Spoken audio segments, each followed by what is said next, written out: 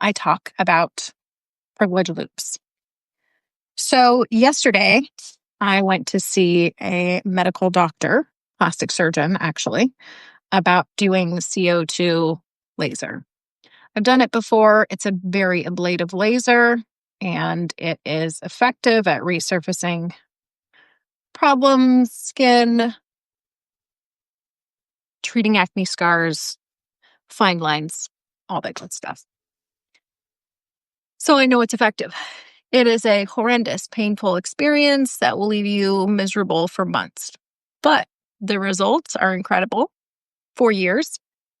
And I think my results would have lasted even better had I not had a period in my life where I just decided I wasn't going to wear sunscreen on my face because I found out that sunscreen caused cancer. Did not do the research that some sunscreens are safer than others and went sunscreen free. So I was naked face. And I think that aged me faster than I needed to. But what I really want to talk about today is the privilege loop.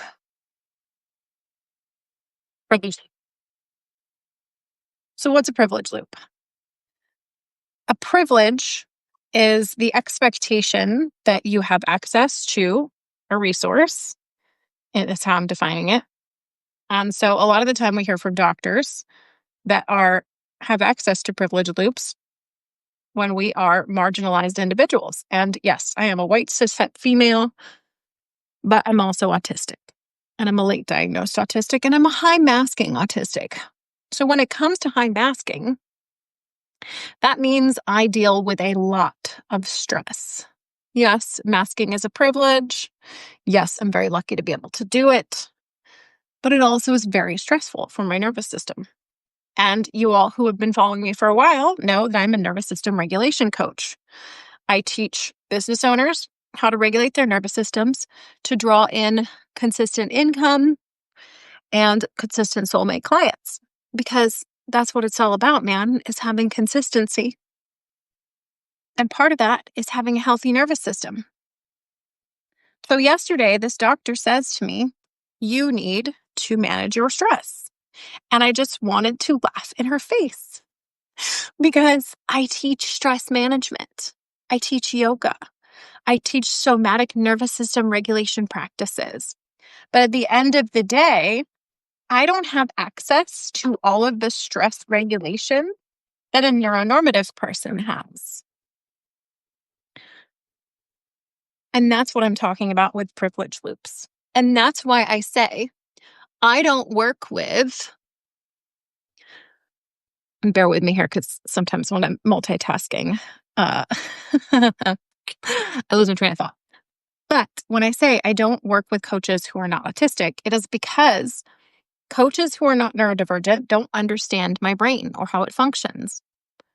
And I need to work with a person, and I tell my clients this also, I don't recommend that they work with coaches who are not neurodivergent because we communicate differently, okay? Yes, we can speak neurotypical, we can speak neuronormative, we can communicate with the general population, but we have to mask, okay? We have the option of not masking. That's always a choice. But for things to go pretty smoothly, it's easiest for us to mask. Let's be real. And you hear all this rhetoric about, just unmask, just be your authentic self. But my personal experience is that unmasking can result in mistreatment. I've been at a doctor's appointment before when I felt so awful that I wasn't wearing a mask, a metaphorical mask, a neurotypical neuronormative mask. I was myself, and this doctor yelled at me for being unmasked. So I put the mask right back on, and I said, excuse me, I think we would both benefit from a greater level of mutual respect. And she said, oh, yes, I agree.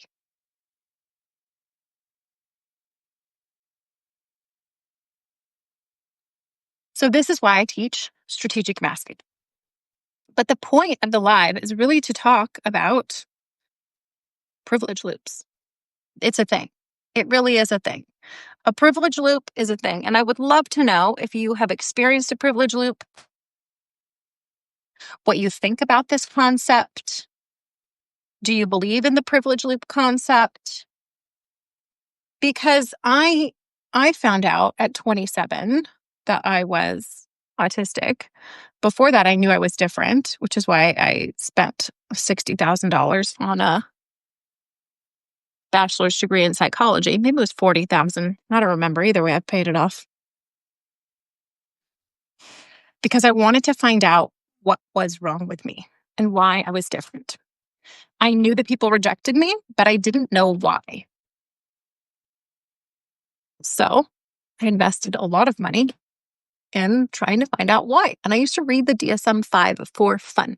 Actually, I read the DSM-4 for funsies, and then the DSM-5 came out, and I started reading that for funsies. And you know what the funny thing is? I never once looked at autism and thought, maybe it's that one. I would always scan right over it and go, well, not a boy. Not a boy, so can't be autistic. And I don't have weird interests. I'm not into trains. By the way, my son's obsessed with trains. So maybe I would have been into trains if I wasn't a girl.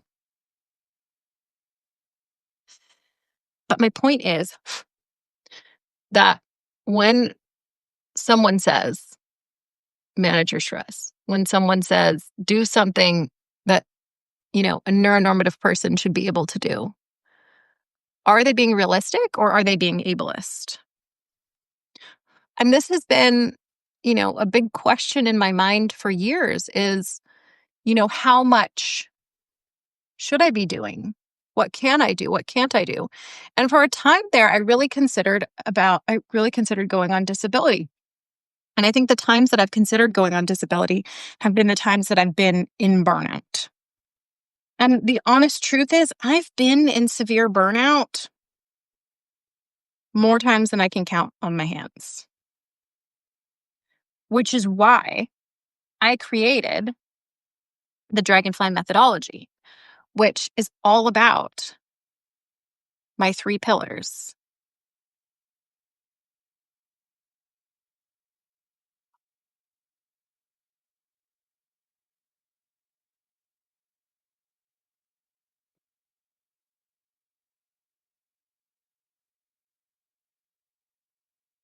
My 3 pillars, which are regulate,